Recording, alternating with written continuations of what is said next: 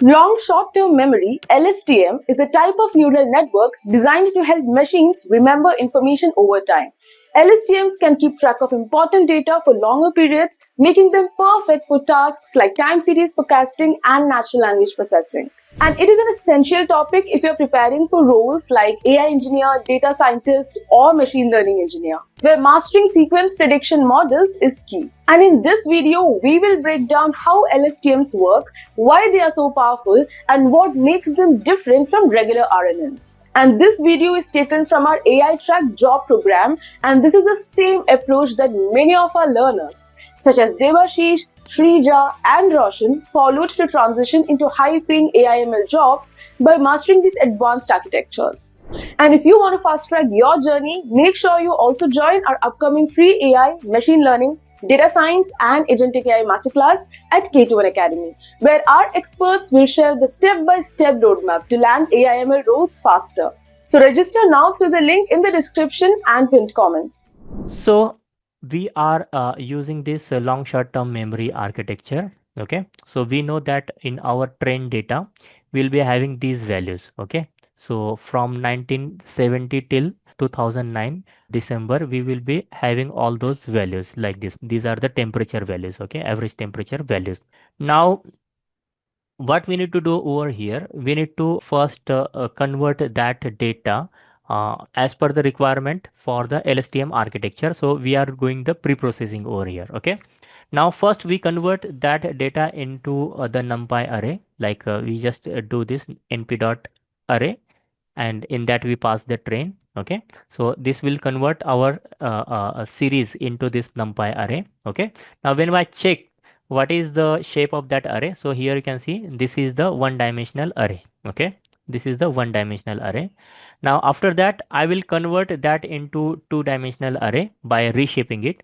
Okay, there I just required one column, so that's why I am doing this reshaping. So this entire numpy array will be converted into this two-dimensional array. Okay, into this two-dimensional array.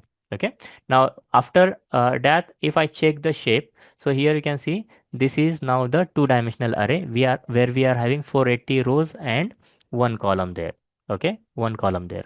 Now after that, before putting this into the neural network, we do the normalization. Okay, so for that I'm using this standard scaler.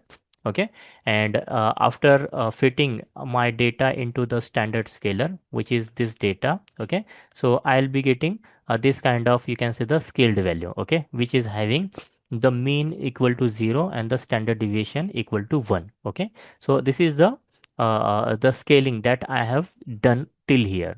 Okay, based on the data, we need to do the experimentation. Okay, we need to do some experimentation, and we need to decide, like as we compared in previous case, whether the SARIMA is working or not, or SARIMAX is working, or the exponential smoothing architecture is working, right? Again, after that we are doing this experimentation, right, on the LSTM architecture. Similarly, you can perform the same experimentation for the RNN as well. Okay, so the pre-processing for this LSTM and the RNN will be the same. Okay, so either you can use LSTM or the RNN. So most of the cases the RNN does not work. That's why the LSTM is preferred more. Okay, so you can say that RNN is just used nowadays only for learning the LSTM architecture on.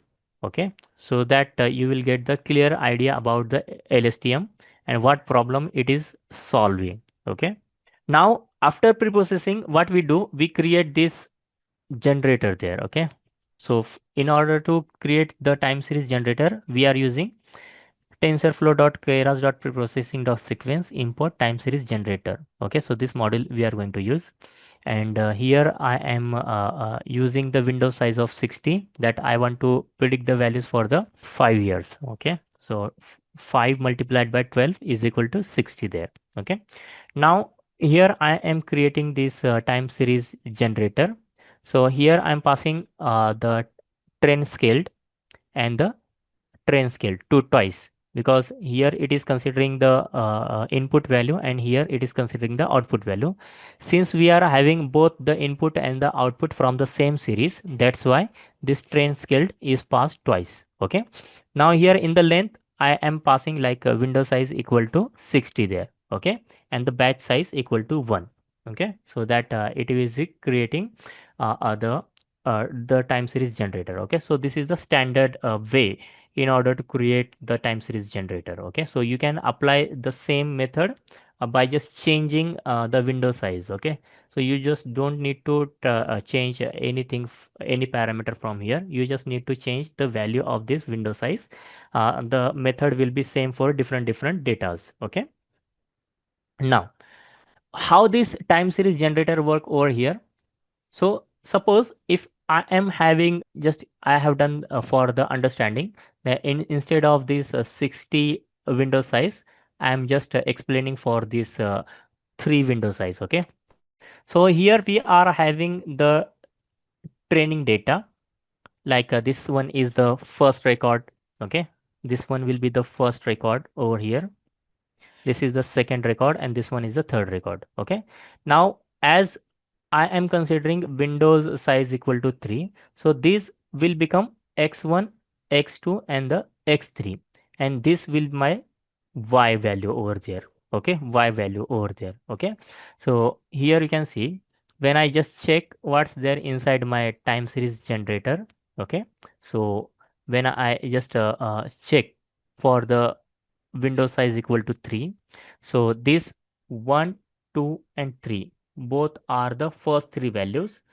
Okay, and this is the next value, this is the y value. Okay, so this is the next value. Okay, now if I check for the next iteration, okay, for the next sliding window, so how it will look like, just I will clear the drawings. Okay, so here you can see I am having for the next sliding window. So this 1, 2 and 3 are considered as x till here, and this final value will be considered as a y. Okay, so in this way what it will do, it will slide all the windows for entire 480 records. Okay, for entire 480 records.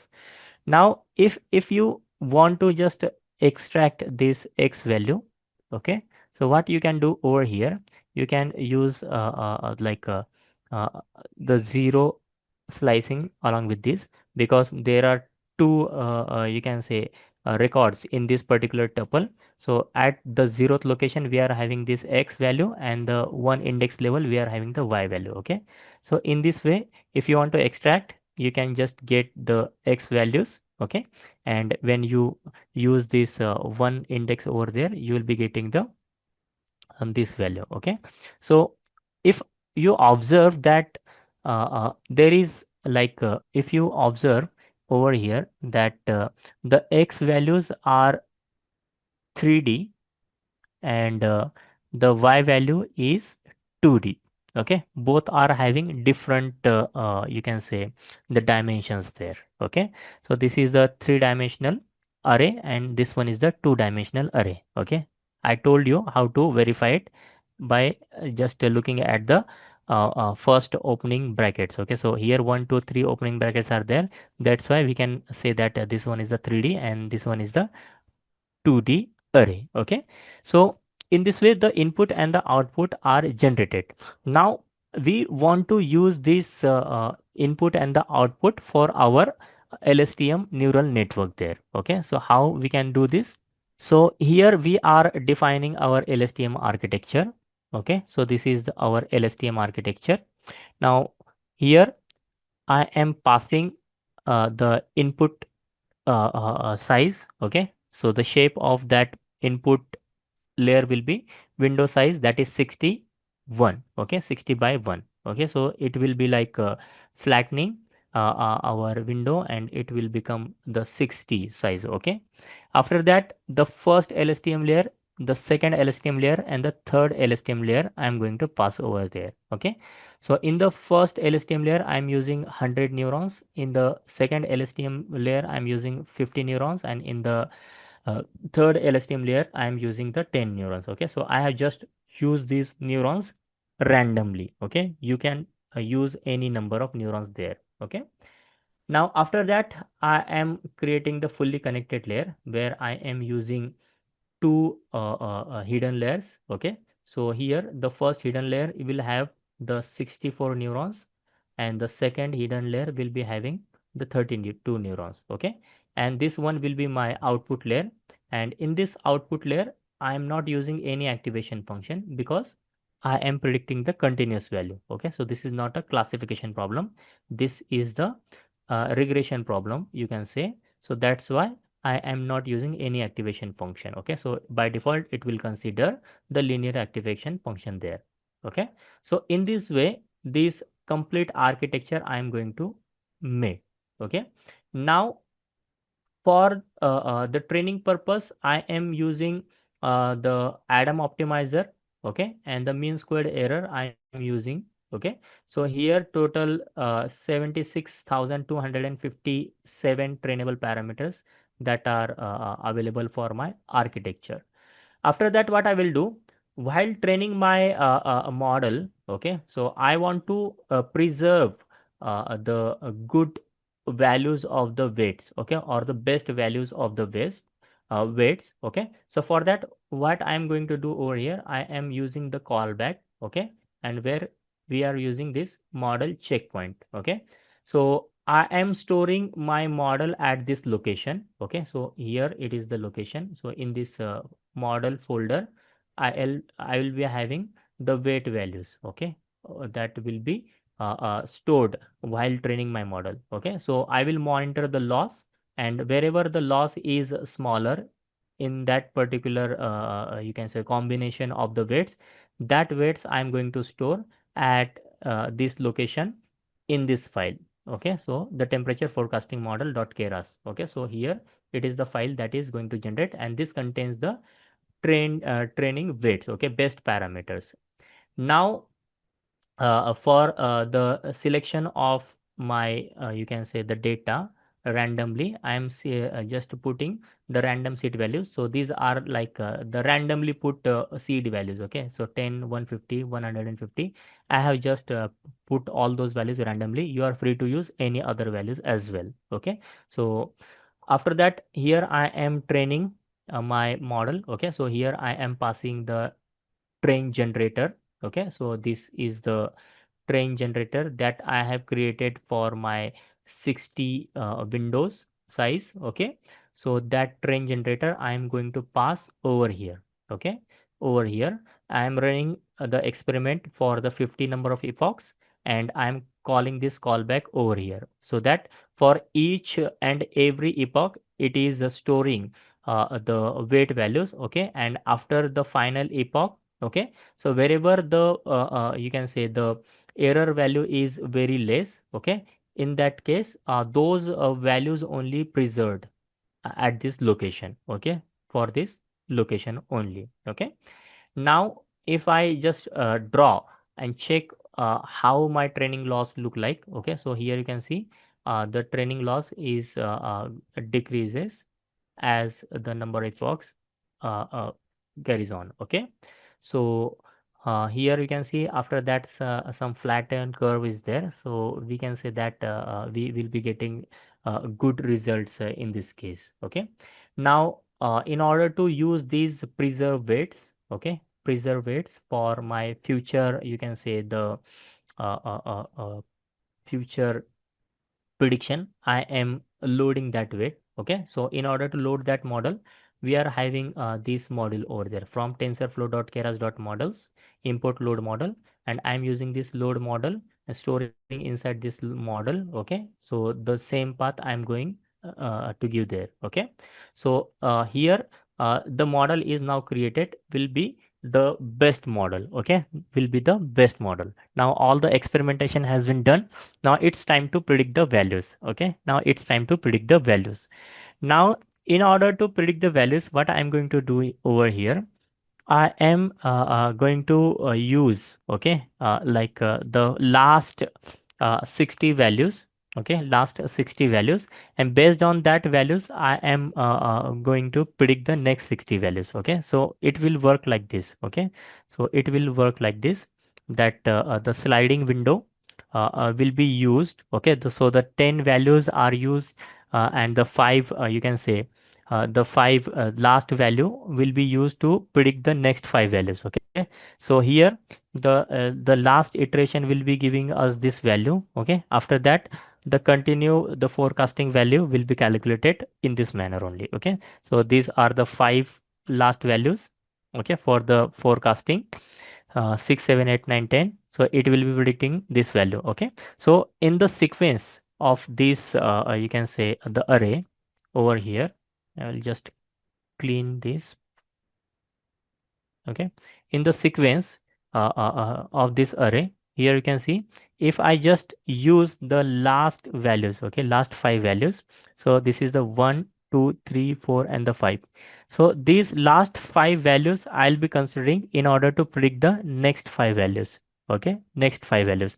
So how can I do this? So I can suppose this is my list, okay, L. So L minus 5 till end, right? L minus 5 till end, because we know that this is present at minus 1 index, minus 2 index, minus 3 index, minus 4 index, and the minus 5 index, right? So from minus 5 till end, okay. So in this way I can slice my, you can say, entire data. Now here, as I'm using the 60 window size, okay, so what I'm going to do here, my training, whatever might be the training values. So from last 60 till end, I am going to use for the next 60 prediction, okay. So for that purpose, here I have used this trend scaled minus window size. So we know that I have used window size is equal to what? 60. So this is minus 60 till the end, okay. So this batch will look like this, okay. So these are the last 60 values that are from this trend scaled data, okay. So I am storing that into this batch, okay. So if I just show you for the 3 values, okay, for the 3 values, so how can I show you this? Like this, okay. So windows experiment, we are having the size is equal to 3, right? Here the window size is 3. So suppose if I just consider the last 3 values, okay, so that I am storing this in the batch experiment. So this last 3 value will be considered, okay. So here 1 2 and the 3, okay. And if I check in my training skilled, okay, the last 3 values, so both the values are same. Here you can see these values and these values both are same, okay. Now if I check what is, you can say, the shape of that particular window, okay. So here the window shape is two dimensional, right? So I'll be converting that two dimensional into the three dimensional array, okay, because I want to use that for the prediction, okay, that for the prediction. And here we know that in this case, when we are using this time series generator, okay, so these are three dimensional in nature, okay, but my array is two dimensional in nature. That's why what I'm going to do over here, I'm just reshaping two dimensional array to the three dimensional array, okay, for the for fitting in for the prediction, okay. So here I am just doing this experimentation like this, okay. So here I am just reshaping, okay, and adding one more dimension there. So this two dimensional array will be converted into the three dimensional array. So here you can see, you just observe over here, okay. So this is the two dimensional, sorry, three dimensional array. Now after prediction, okay, after predicting the values, so we will be getting this value over here. So this is the predicted value based on these last three values, okay, based on these last three values. Now in order to predict the next value, what I need to do over here, I will just show you there, okay. So these are the three values, and based on these three values I am predicting this value, okay. So this will look like this. Okay, so this will be the value 1, value 2, and value 3. So this is the three-dimensional array, and based on that we are predicting the value 4. Okay, this is the prediction. Now this predicted value will be available in the two-dimensional array. So there you can see this is the two-dimensional array, but this one is the three-dimensional array. Okay, this one is the three-dimensional array. Now what I need to do over here, I need to discard this value 1 and consider this value 4 inside my array. Okay, so that my array will look like this. Okay, so the modified array for the next prediction will look like this. Okay, and based on these values we will be predicting the next value, so that will be the value 5, suppose. Okay, and after that I am like deleting this value, or removing this value and adding this to this sequence. Okay, so for that we will be having this kind of structure like v3, then v4, and the v5. Okay, and based on that what we will do, we will be predicting the next sequence value like v6.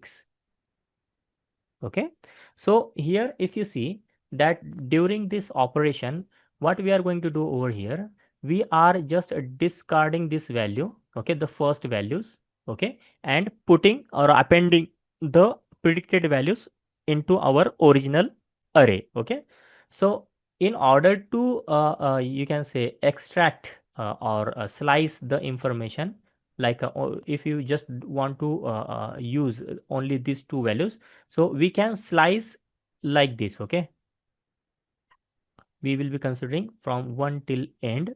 Okay, and then here. Okay, so here this is like our the axis that we are considering. So this is the axis 0, axis 1, and the axis 2. Okay, so there are three axes. Axis 0 information will be available here, axis 1 information will be available here, and axis 2 information will be available here. Okay, now we are considering all the parameters from the axis 0. Okay, and in the axis 2 we are having the rows parameter. Okay, so this is the parameter that we are going to modify. So from 1, so we know that this is present at index level 0, this is index level 1, and this is index level 2. Okay, so from 1 onwards we are going to use this. Okay, so that's why here I am starting with the 1. Here it is start to end, it is start to end, but here it is from first value till end, right? So after considering this, so this array will be having only two values, right? It will be having only two values. Now after that what I will do, I will be appending, okay, appending this value at the axis 1.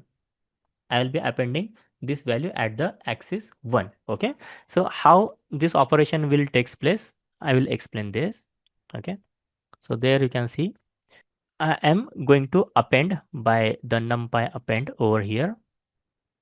Okay, so here when we consider okay, originally we are having this 131 shape. Okay, and after slicing the information we are having 121 shape there. Okay, now in that what I'm going to do, I'm going to append. So for that I'm using np.append.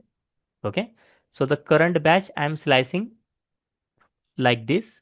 Okay, I'm slicing like this the current batch, and here what value I want to append, I want to append the predicted value.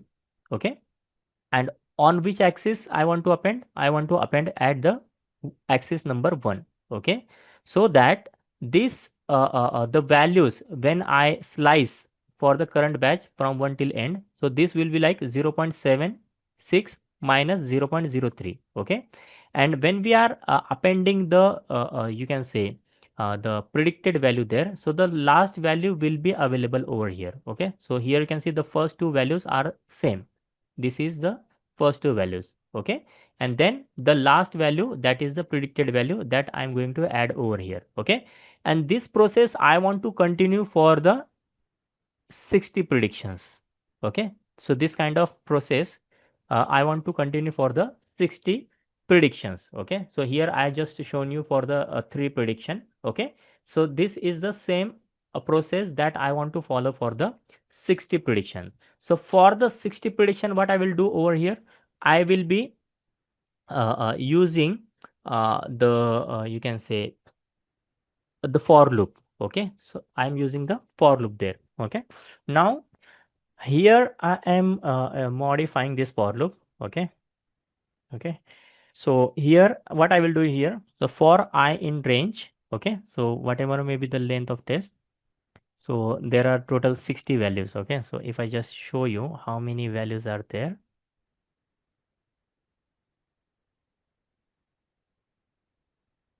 36. Okay, so 36 prediction that I want to run there.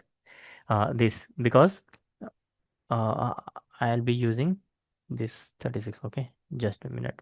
Now here 36 iteration I am going to make like this. Okay, so these are the 36 iteration that I'm going to make over here. Now here uh, we are using this lstm.predict.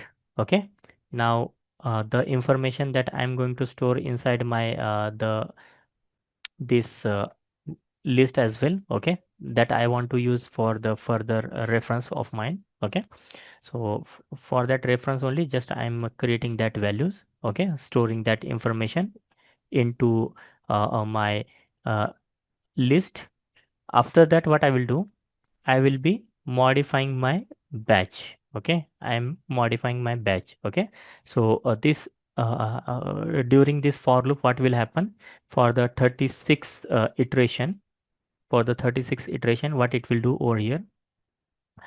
Uh, it will be like considering the 36 values. Okay, not the 60 values. Like the window size is the 36, but here the iteration that we are going to run over here, it is for the sorry, the window size is the 60, but we are running for the 36 because in the ARIMA, SARIMA and the uh, hot winter method, we have predicted for the 36 values. That's why I'm going to use this. Okay, now for each iteration, what it will do, it will predict the values. Okay, and after predicting the values, it will be appending the values. Okay, and in the next iteration the same process will happen. Okay, repeats. Okay, so the entire process will repeat for the 36 iteration. How many iteration? 36 iteration. Now after doing this 36 iteration, when I see what's there inside my, you can say, the predicted values. Okay, so these are the predicted values that we are going to have. Okay, so here if you see that these are the total predicted values. Okay, these are the total predicted values, 36 predicted values. So the first value that I just extract from here in this list. Okay, so this will be the predicted value. Now this is the you can say the scaled value, because we have applied the standard scaler. Okay, so what I will do over here, so I will be like a scale up. Okay, to its original. So inverse transform that I'm going to use, so that this minus 1.3 will be the 25 degree centigrade. Okay, now that I am storing inside my LSTM prediction. Okay, so after that I am creating the data frame from this LSTM prediction. Okay, so this, because this is the numpy array. Now this numpy array I want to convert into the data frame. Okay, after converting into the data frame, so these are the predicted values for the 3 years will look like this. Okay, so these are the predicted values for the 3 years. So from 2010 till the end. Okay, now when I check with the original test values, okay, original test value and the LSTM result. Okay, so here you can see there is a very closeness in between the actual value and the predicted value. Okay, so we've seen how to draw this plot right now. When I just check what's the mean squared, root mean squared value for the LSTM, so the value comes for this data is 0.5. Okay, now when I use all those previous values for the comparison. Okay, like here we have used the Sarimax and this one exponential smoothing. Okay, Holt-Winter method. So that if I just print over here. So by in this statement, so here you can see for the SARIMA we will be getting the root mean squared value as 0.57. Here I getting in the exponential smoothing or the Hall-Winter method 0.62 as a root mean squared error, and for the LSTM I am getting 0.55 degree centigrade as a root mean squared error. Okay, so by comparing these three models 1, 2 and 3, okay, so we can say that the LSTM is showing the good, you can say, the performance best compared to this SARIMA and the exponential smoothing there. So for my final prediction, what I can do over here, I can use this can say this model, okay, this LSTM model for the further processing. Okay, so in this way you can compare all those models, okay, and you can finalize for the future prediction there. Okay, So that was a clip from our AI track job program, where our expert covered long short-term memory, from their memory cells and gates to how they solve vanishing gradients and enable accurate forecasting in NLP and time series data. So these are exactly the kind of skills that map directly to AI/ML engineer and data scientist roles in today's job market. And many of our learners who started just like you have successfully transitioned into AI/ML careers by following the structured project-based approach, and you can be next. So to go deeper and accelerate your AI/ML career, join our free masterclass that I mentioned earlier. In the class, we'll guide you on mastering these skills, cracking interviews, and building a strong portfolio that top companies demand. Seats are limited, so grab yours today. You can go and register through the link given in the description. And if this video helped you, make sure you subscribe to our channel for more such content, and definitely watch our previous videos right over here.